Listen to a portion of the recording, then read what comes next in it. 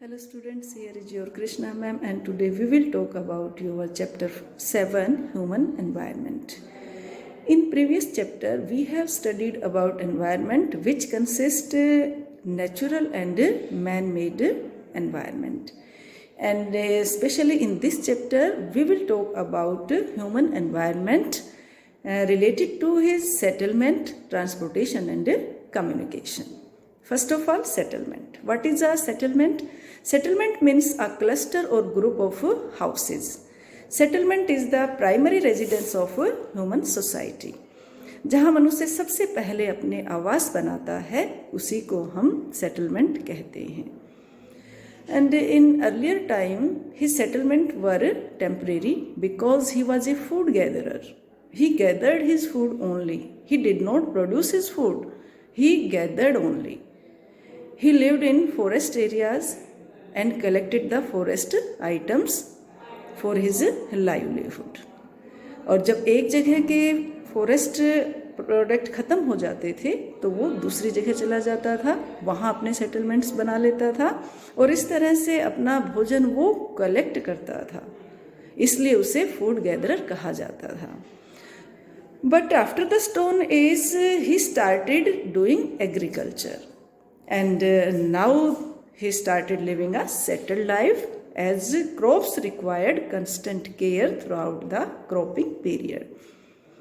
बाद में उसने जब खेती करना शुरू किया तो उसने एक सेटल्ड लाइफ शुरू किया. उसके जो सेटलमेंट हैं अब वो परमानेंट बन गए and he became the food producer, क्योंकि अब वो खेती करने लगा था, अपना जो फूड है वो प्रोड्यूस करने लगा था, इसलिए वो एक जगह रहकर ही अब खेती करने लगा. With the advancement of science and technology, human beings have been able to modify their natural environment as their demands, as their needs. अपनी ज़रूरत के लिए अब वो नेचुरल एनवायरनमेंट को मॉडिफाई करने लगा. He started urbanization, he started industrialization and it creates bad impact on the environment. So we can say that it is a matter of great concern to all of us to conserve our environment. Now, factors responsible for permanent settlement. First of all, availability of water. We know that water is very important for all living beings, and our starting civilizations were flourished near the river valleys because the water of rivers fulfilled his water needs. So he started settled near the river valleys. For example, Indus river valley civilization, Mesopotamian civilization, etc. And the settlements that grow around a source of water are known as wet point settlements. Mainly in desert areas, जहाँ पानी कहीं कहीं मिलता है in the form of wells, oasis, ponds, तो वहाँ in water bodies के चारों तरफ ही सेटलमेंट्स तैयार होते हैं और इस तरह के सेटलमेंट्स को हम वेट पॉइंट सेटलमेंट्स कहते हैं.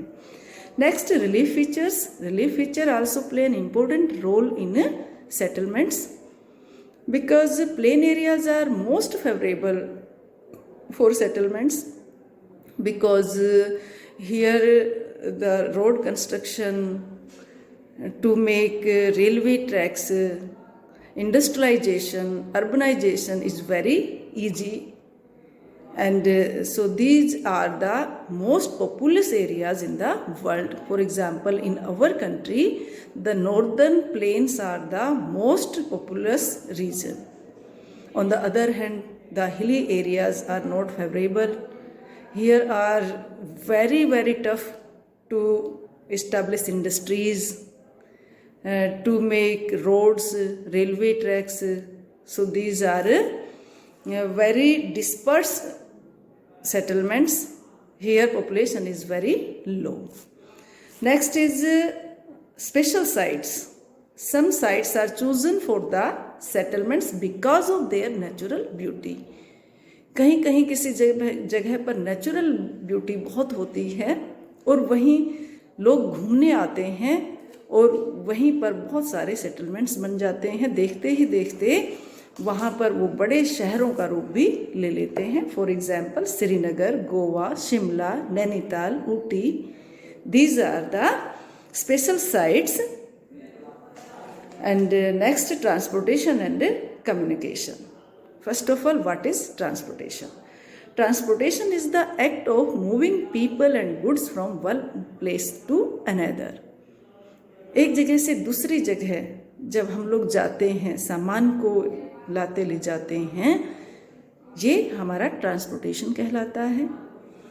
And transportation is very important for the development of a country. Transportation system connects cities and towns with one another. It can help the people to send the surplus production to different markets. So we can say that transportation is very helpful for the industrialization of a place. क्योंकि industries जहाँ हम establish करते हैं वहाँ तक हमें raw material भी लाना होता है जो ट्रांसपोर्टेशन से ही आता है। जब हम रॉ मटेरियल को इंडस्ट्रीज़ के माध्यम से वैल्यूएबल प्रोडक्ट में कन्वर्ट कर देते हैं तो उन प्रोडक्ट को हमने मार्केट तक भी ले जाना है with the help of transportation. इसलिए किसी भी देश के इंडस्ट्रियलाइजेशन के डेवलपमेंट के लिए, लोगों के एक जगह से दूसरी जगह आने जाने के लिए, एक क्लोज सोशल बॉन्डिंग के लिए जो ट्रांसपोर्टेशन सिस्टम है हमारा वो बहुत ही इम्पोर्टेंस रखता है। Next, modes of transportation. There are 5 main modes of transportation: roadways, railways, waterways, airways and pipelines. First of all, roadways. It is used for the movement of passengers and goods for shorter distance. हमें अगर कम दूरी के लिए जाना है तो roadways is the best mode of transportation for us because it provides door-to-door services. क्योंकि सड़कें तो हर एक गांव को कवर करती है, इसलिए हमें ये डोर टू डोर सर्विसेज देती है। रेलवेज़ हमें दूर रेलवे स्टेशन पे ही उतारेगी, उसके बाद हम अपने गांव में आएंगे या जहाँ भी रहते हैं, फिर भी हमें रोड्स के माध्यम से ही वहाँ आना होगा। लेकिन रोड्स हमें डोर टू डोर सेवाएं देता है, हम अपने गांव, अपने घर के पास ही इजीली पहुँच जाते हैं। And construction and maintenance of road is cheaper as compared to other means of transport. इसका कंस्ट्रक्शन और मेंटेनेंस भी जो अदर मोड ऑफ ट्रांसपोर्टेशन है उससे सस्ता होता है। And road help in the transportation of perishable items like fruits, vegetable. जो खराब होने वाली चीज़ें हैं उनको भी रोड्स के माध्यम से छोटी दूरी तक ही पहुंचाना आसान होता है। Next is railways. It is called the lifeline of a country because it is used for the movement of bulky goods and large number of passengers for longer distance. जब हमें बहुत दूर तक जाना है और बहुत से लोगों को और बहुत भारी भरकम बल्कि गुड्स को, भारी चीज़ों को एक जगह से दूसरी जगह ले जाना है तो उसके लिए रेलवे हमारे लिए बेस्ट है। It brings people closer from the farthest corners of the country. देश के दूर दूर के इलाकों के लोगों को भी रेलवे के माध्यम से नज़दीक लाया जाता है।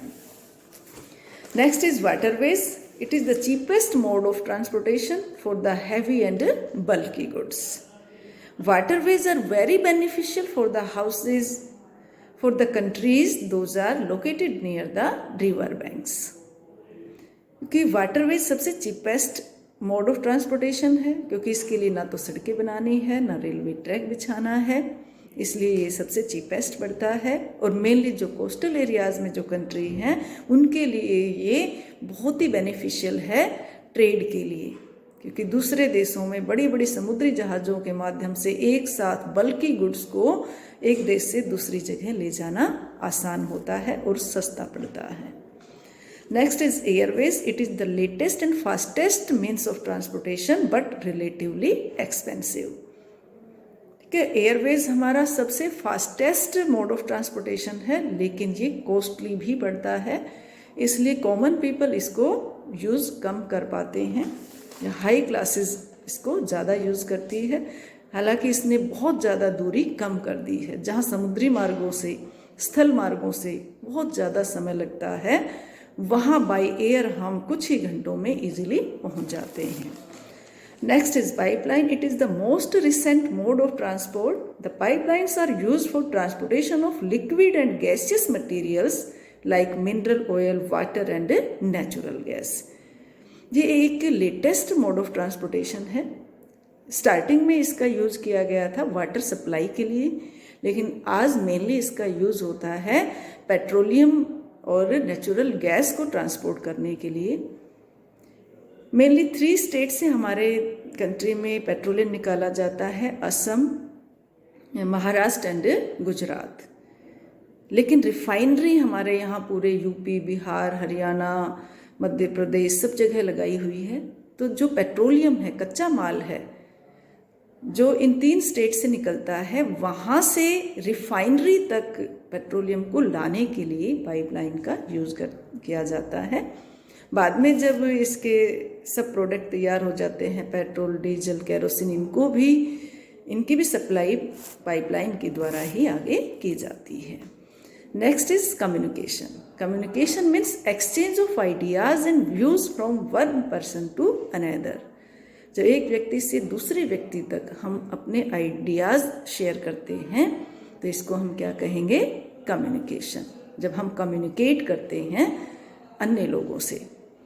Communication network have become very important for exchanging knowledge and ideas, which in turn contribute to the economic development. जब लोगों से हम अपने आइडियाज़ शेयर करते हैं, हमारे इकोनॉमिक डेवलपमेंट में भी ये चीज़ें हमें काफ़ी महत्व देती है, काफ़ी हमारे लिए फ़ायदेमंद होती है, कंट्रीब्यूट करती है. It also help in developing social relationship and unity. आपस में जब हम कम्युनिकेट करते हैं तो एक सोशल बॉन्डिंग हमारी तैयार होती है. ठीक है, दूसरे दूर दराज के क्षेत्रों के लोगों तक हमारे विचार जाते हैं, हमारी कनेक्टिविटी बढ़ती है. In olden times pigeons were used to send messages to different places. Then the services like post and telegraph, newspapers, magazines, radio, television, telephone, etc. were developed. तो जब ये मीन्स ऑफ कम्युनिकेशन हमारे पास आए तो दूर दराज के क्षेत्रों में रहने वाले लोगों से भी इजीली हम कॉन्टेक्ट कर पाए. And today satellite is the most powerful medium of communication in the world, and it provides television services even in the remote areas of the country. दूर दराज के क्षेत्रों में रहने वाले लोगों से भी टेलीविज़न के माध्यम से, कंप्यूटर के माध्यम से हम इजीली कनेक्ट हो पाते हैं. We can get any information about the entire world while sitting at home and using computers. हम अपने घरों में बैठकर कंप्यूटर और टेलीविज़न के माध्यम से दूसरे जो देश हैं, वर्ल्ड के डिफरेंट कंट्रीज़ हैं, उन सब की जानकारी अपने घर बैठे हम इजीली प्राप्त कर पाते हैं. वर्ल्ड के किस देश में क्या कुछ चल रहा है, कहाँ डिजास्टर आई हुई है, ये सब तरह की न्यूज़ आज घर बैठे हमें इजीली मिल जाती है. So this was all about your this chapter बेटा. Good bye, take care, let we see in the next chapter.